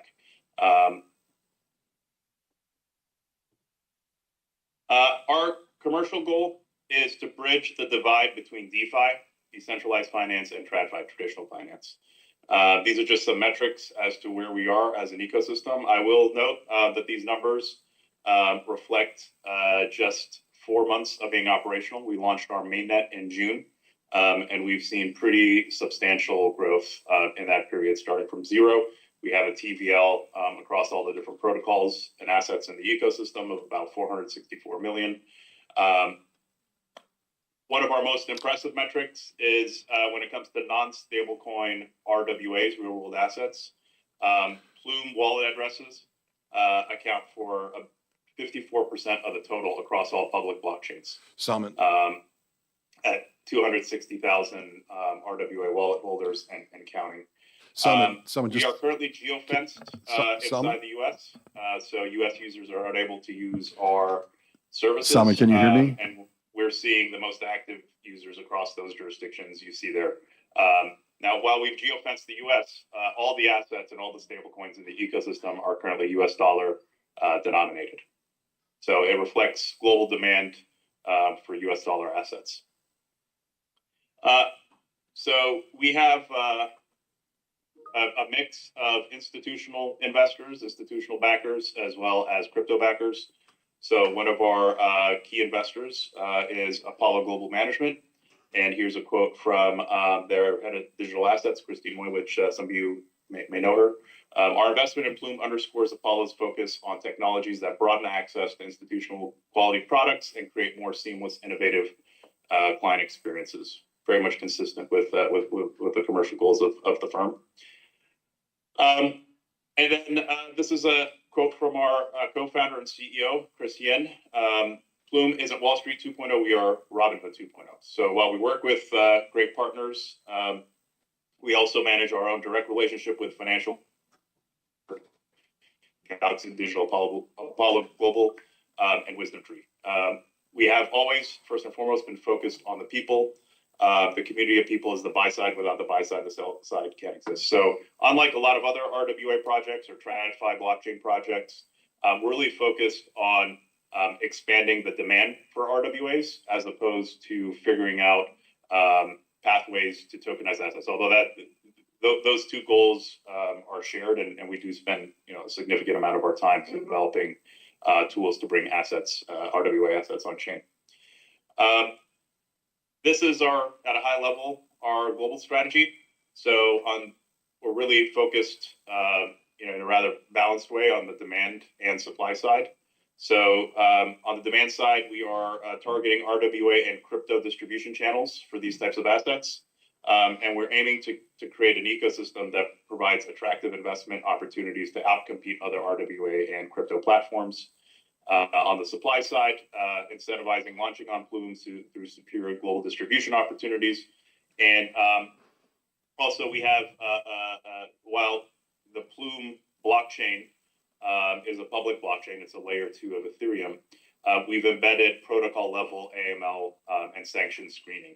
So what that means is no transactions can be executed on the Plume network if one of the wallets is associated with illicit activity. And we reference both Elliptic's illicit wallet address database as well as TRM, depending on the particular part of the protocol stack. Salman, can you hear me? Yes.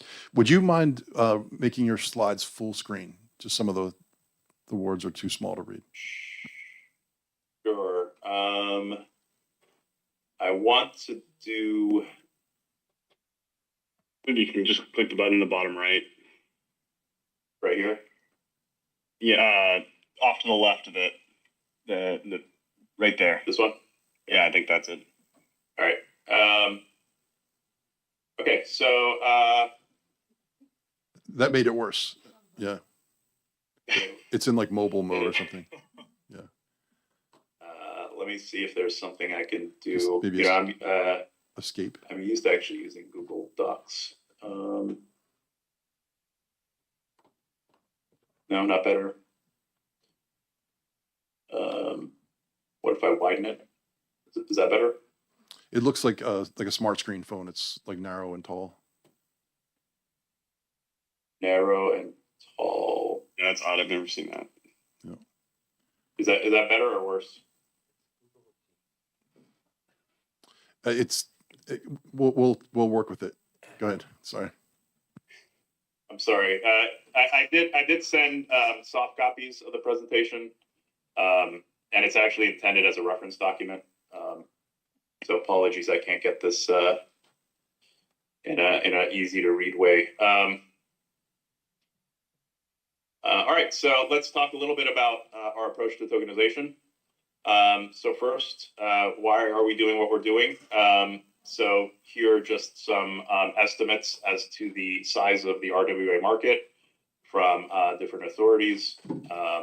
Billions and trillions of estimates in the short and long term. We see real world assets as the next 100+ billion opportunity for the innovators in the blockchain space. And here are some metrics here.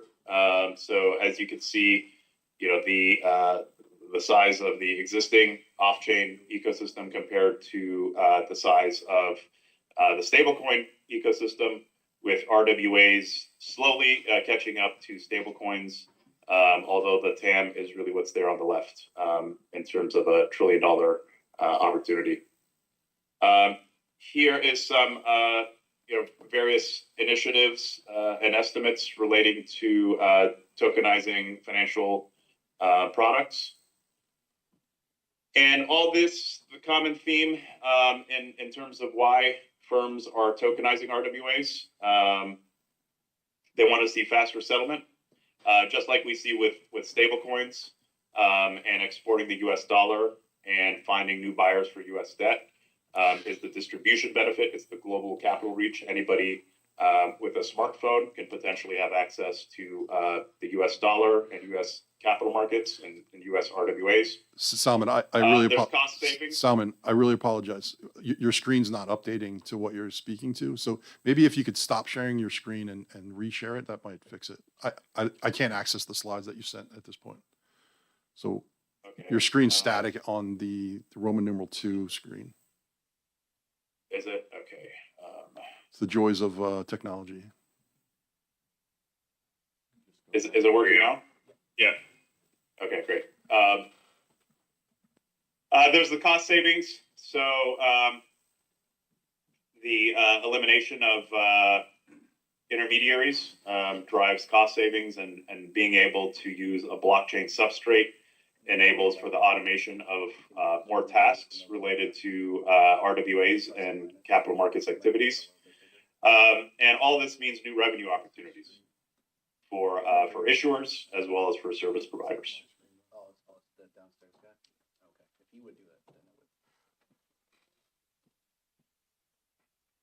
So what everybody is missing in terms of the other RWA projects, no go-to-market for issuers. So not having a balanced demand and supply side means that people are distributing into the ether.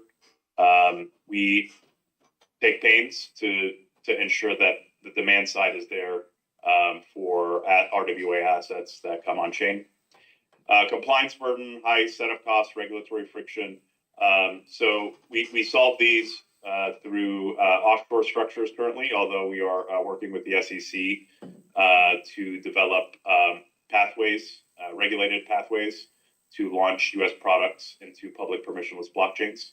And there's fragmented infrastructure. So there's no usable on-chain stack for real institutions and in terms of integrations and composability.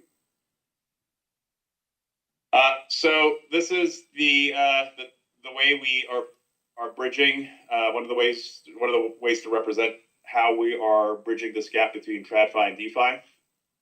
So these are kind of the 4 pillars. One is tokenization, having services around tokenization. So issuer-owned smart contracts, enabling, and we've pioneered in this space, facilitating the distribution of yield for holders of the RWA asset. We do that primarily using the products below, indicated below, ARC and Nest. So ARC is our tokenization engine. It includes within it integrations with different types of compliance and operational service vendors. That one is still in development. Nest, on the other hand, is in production, and there's a slide where I will talk about that later.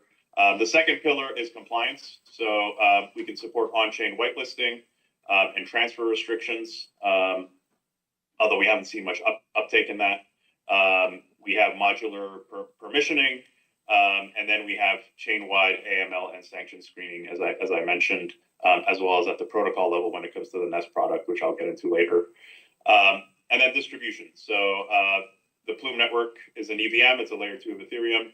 Makes it easy for wallets and centralized exchanges and other DeFi protocols, as well as other platforms to integrate the Plume network and Plume products into their services. And then utility. One of the key things that we're trying to do with RWAs in our ecosystem is enabling crypto-like utility in terms of staking, trading, and secondary liquidity. There are protocols in the ecosystem that let users borrow against their RWA assets and transmitting yields across the ecosystem.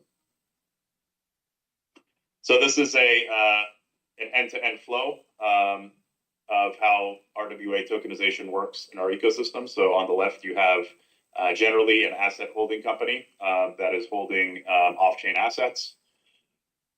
These assets are then, so that asset side of the ledger, which is off-chain, is then matched to the liability side, which is the tokenized representation of that RWA. And there are different tokenization engines in our ecosystem. Plume operates one of them. There's also tokenization engines from Centrifuge and Securitize that are integrated into the Plume network as well.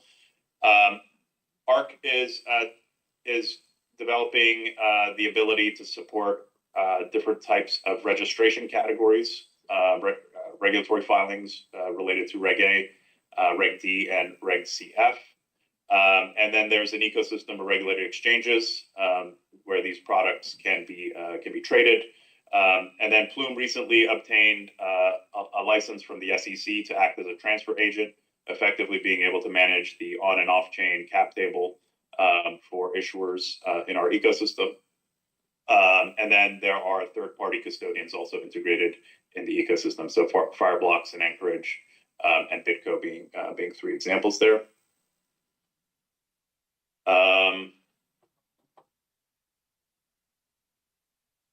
So this is just another version of that chart. So how do we think about tokens? So at the core of tokens is what it represents. So what is the asset? Where does it come from? Who owns it? The legal status, bankruptcy, remoteness. And then what makes tokens uniquely useful is that the token can be programmed. So in the case of the Wyoming stablecoin, for example, freeze and seize capabilities have been incorporated into the smart contract code related to the token. And that's just one example of a compliance control that could be implemented at the token level, which is another value add of tokenization versus the current way the financial markets work. So this is a slide about Nest, which is an asset management protocol that enables the creation of what we call digital vaults. So these are essentially on-chain funds. So a user deposits stablecoins. The vault issues back a vault token, and then pursuant to a preset or discretionary investment strategy, the vault curator buys assets based on those new subscriptions. And then in this case, we're talking about a superstate fund on the asset management protocol. And so superstate, as the vault curator, then goes out and takes those stablecoin deposits and invests them into yield generating strategies. And then the token price appreciates, and then the based on the yield that's collected, and then at redemption, the vault token holder receives their stable coins plus or maybe minus yield. This protocol has gotten obviously a lot of interest from institutional players and represents, I think, a really important way of bringing different RWA yield strategies to retail RWA users. So this is our compliance framework and our policy alignment. So we have an SEC registered transfer agent. We're in the process of getting additional SEC licenses. We also have 3 no action letters pending with the SEC, all aiming to get regulatory certainty so that we can offer more capital markets, U.S. regulated capital markets products into public blockchains. I won't get into many more of the details, but we are working closely with regulators around the globe. Particularly, I would say the U.S., Hong Kong, UAE, Bermuda, and Singapore. So here are some case studies. So in the Plume ecosystem, we have products from Superstate, which provide access to institutional grade T-bill and crypto basis products. These are whitelisted products. And there are also permissionless versions of these in the ecosystem as well. In the case of Apollo, their private credit strategies products are also in the Plume ecosystem, specifically the Apollo Diversified Credit Fund. And it's being distributed globally, permissionlessly through the Nest protocol.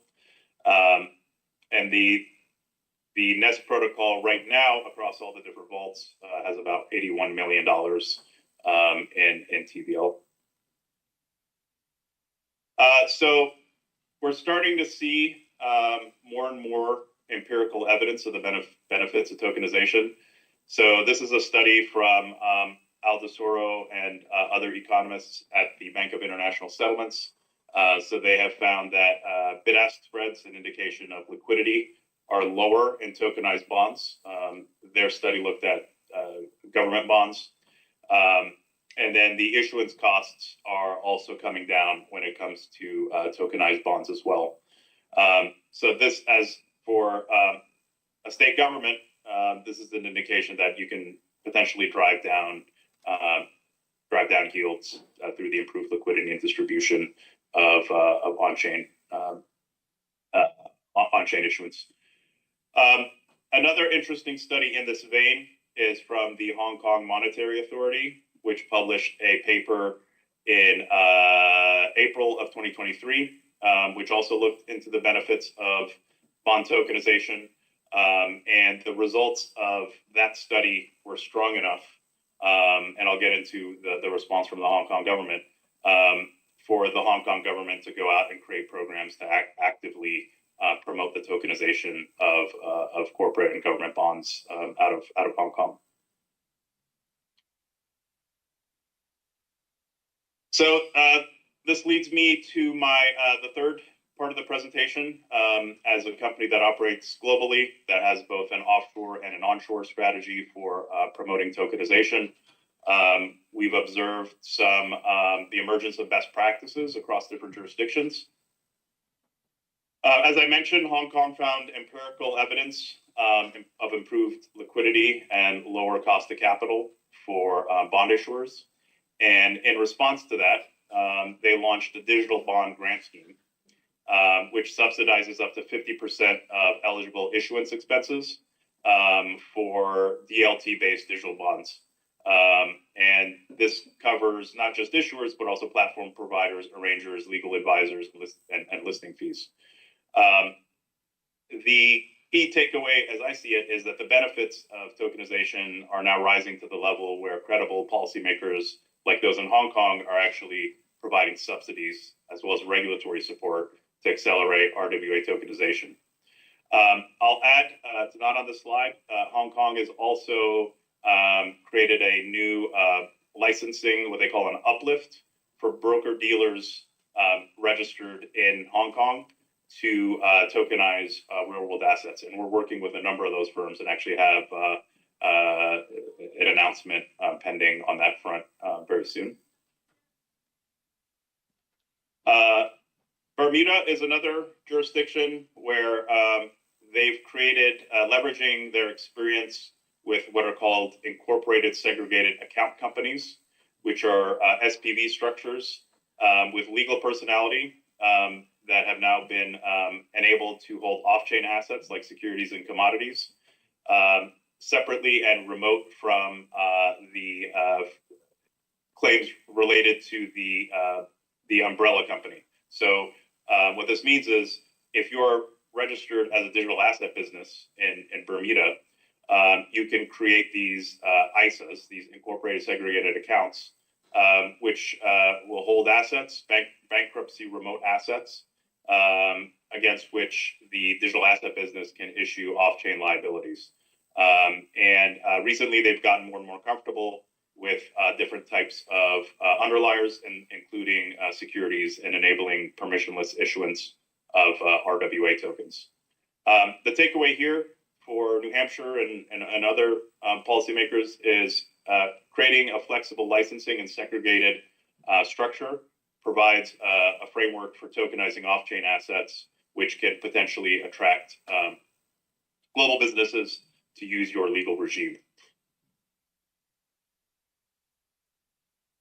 Switzerland, I won't get into as much of the details here in the interest of time, but Switzerland has also updated their rules around equity issuance to reflect on-chain realities. And this framework is being used by Bakkt Finance's XStocks platform for tokenizing U.S. equities and then distributing them permissionlessly. And then, yeah, so they one of the innovations out of Switzerland is recognizing tokenized shares as valid securities without requiring physical certificates or written assignments for transfers. Another leader in the RWA space is Singapore. So they launched Project Guardian in 2022, which has expanded now to several dozen financial institutions. And they are exploring asset tokenization for a variety of real-world assets, bonds, equities, funds, foreign exchange, stablecoins. The key innovation here that I wanted to highlight is that they've created what's called a verified credential model, which enables the use of on-chain infrastructure to connect wallet addresses with KYC events, which lowers the friction to access the Project Guardian ecosystem. So when a wallet gets KYC'd at one of these trust anchors, in U.S. parlance, these trust anchors would be financial institutions under the Bank Secrecy Act. They can obtain these KYC tokens that will be attached or will be held in the wallet address, and then provide permissionless access to different network resources. And so this is, as we see it, one of the models for bringing KYC AML into a more permissionless environment.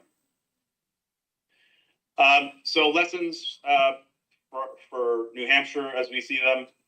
So there's inspirations that we can take from Hong Kong's bond subsidies. For example, you could have similar incentives for municipal bonds out of New Hampshire. The Bermuda structure for SPVs, as far as I know, there's no parallel in the US, so that might be another area to explore. When it comes to updating corporate laws to make it easier to rely on public blockchain records for equities issuance, we point to Singapore's DLT Act. And then when it comes to lightweight ways of transmitting identity credentials and an alternative pathway to comply with bank secrecy, KYC, or customer CIP programs, the Singapore provides a great model. MiCA is also a great model as well in terms of its coverage of crypto assets. And we would love to work with you and other states to amending corporate law as it relates to, for example, SPV structures and different types of and on-chain equity issuance. The key thing is recognizing ledger-based equities as valid shares without the need for physical certificates. And then this is probably bigger than New Hampshire, but one recommendation we've been giving to federal policymakers is incorporating on-chain metadata in lieu of traditional KYC. Singapore's verified credential model and ERC 3643 standards, leveraging those to embed verified credentials, and then making it clear that when there's been a downstream KYC event associated with one of these verified credentials, then there are no additional customer information program KYC requirements for financial institutions engaging with these types of products.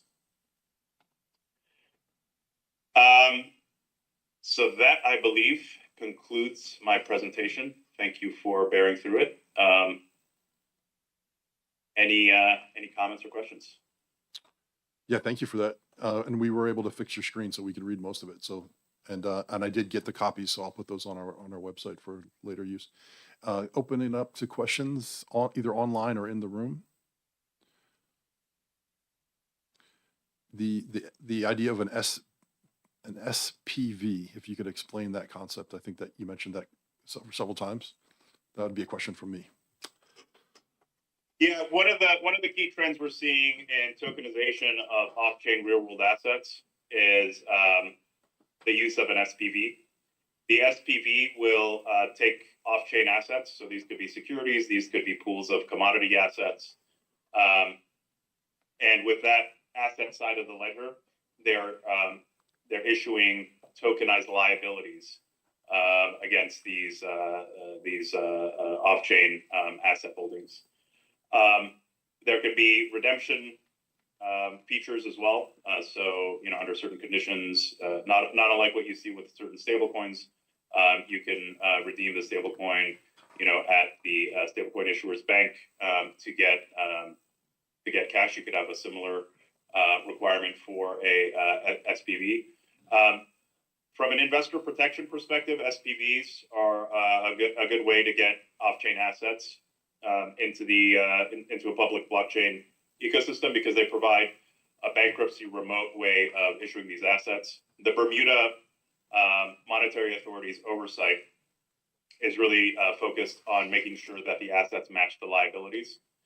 And so a similar framework done out of a U.S. jurisdiction, for example, New Hampshire, could be an attractive way for RWA product issuers to use that legal SPV infrastructure at the foundation of tokenizing real-world assets. All right, excellent. And one feature I'll highlight is, for example, Plume is working on a digital asset business out of Bermuda, but the individual tokenized RWA products that we would issue would be in individual ISAs. So claims against, for example, Plume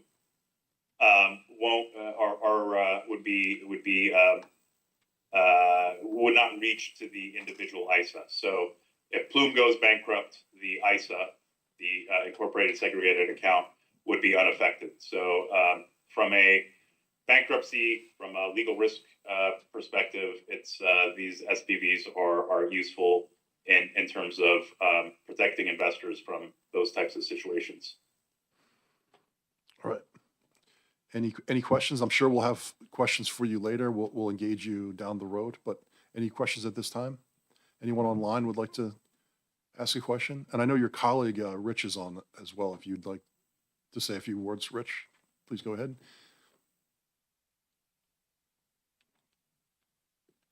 Yeah, hello. Thanks for having us. I think one thing I just wanted to jump in and clarify, I wasn't sure, just at a high level, going back to the SPV, I wanted to be clear. We used a lot of terminology throughout the presentations and didn't, you might help to know, an SPV, a special purpose vehicle, also called a SPE or a special purpose entity. It's just a separate company that is set up to be legally distinct, right? And that's what Salman was explaining there at the end is it sits under and segregates the assets. And one giant use case or example would be, you know, like not directly analogous, but the FTX bankruptcy, right? Like you wouldn't want your customer or investor funds to go missing or to be liable or to be, you know, subject to a bankruptcy proceeding, and those investors lose out. It's not the same situation, but something similar. All right. So we're going to be thinking about potential legislation or regulation in New Hampshire, and we'd like to call on your expertise maybe down the road to maybe review some of the concepts that we come up with. So, and hopefully you guys would be agreeable to that. All right. Just looking. We would love to be a resource. So it would be an honor. Great. Thank you. I'm just conscious of time here. We're right up against the noon mark, so we're going to wrap this up in just a minute or two. So thank you both for your time. On the remaining part of the agenda, I guess the first thing I'd like to, so just some commission business. We never appointed or elected a secretary. So here's what I'd like to propose. We're recording this to YouTube. I think there's a transcript in the Teams, and we could use some AI tools to summarize that into the format of the minutes. I'm willing to do that because it's fairly easy to do, and we'd approve those. But if someone would like to take on the role of secretary and do that separately, I'm certainly happy to pass that on. So, any volunteers? All right. Well, I'll do it the first time, and maybe I'll ask for a volunteer the next meeting. All right. So I have a few minutes for commission reflections and discussions. Would anybody like to, I guess, was this valuable, what we went through? It's obviously a very large subject area, and I don't think we've gotten to the bottom of all the details yet, but has this been helpful? Should we continue in this direction for a period of time until we download as much information that we might need? Any thoughts on direction of future meetings? Brandon, was this what you were thinking at the last meeting? It was very helpful. I mean, there's still, I gained a lot today. I don't know it's hard to not know where different folks on the commission are coming from in terms of their knowledge and expertise. For me, it's a bit of a steep learning curve, so I appreciated this very much. But I did some independent reading based on your recommendations last time, so okay. I think I have a good enough understanding of the basic concepts that, certainly more would be helpful, but I do think that probably it doesn't have to continue to just be purely educational for too long. Also a risk in doing that, I think, and that you lose a lot of valuable time, whereas the commission's supposed to be focusing on other business. So I appreciated the background. I think it was very helpful. So we may do one more meeting like this. I think I have enough. We'll just do 3 speakers at the most, and we'll start with Professor Ornberg next time. Any other comments or suggestions? I'm maintaining that portal. If you have suggestions for me to put things on there, feel free to let me know, and we'll get that done. Yeah, I found one of the all very useful. Just hit your mic there. All very useful, and I was particularly interested when I heard from some of the companies about what would make a jurisdiction attractive to business.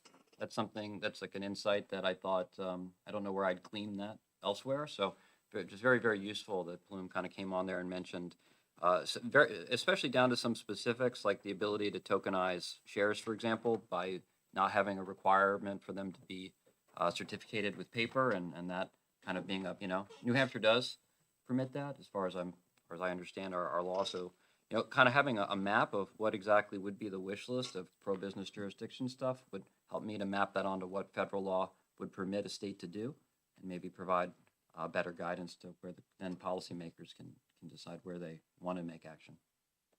Great. All right. Thank you for running over a few minutes here. Any public comment at this time? All right. Anybody online? Andy, Dan, or Chris, do you have any? Good to go? All right. So the last order of business, we'll set the next meeting date. We'll do it 3 to 4 weeks from today. Is Wednesday at 10 a.m. convenient for everyone? All right. Are you looking at the 5th or the 12th? Let's see. The 12th? How's the 12th? Anyone have a objection to November the 12th, 10 a.m.? All right, so we'll set that the next date. All right, that's it. Motion to adjourn, Need a second? second? Second. All right. All in favor? We're supposed to do that? Aye. All right, it's officially over. Thank you. Thank you for attending online. We'll see you guys later. I have letters for the two of you, Andy and Dan, physical letters I'd like to get to you, so.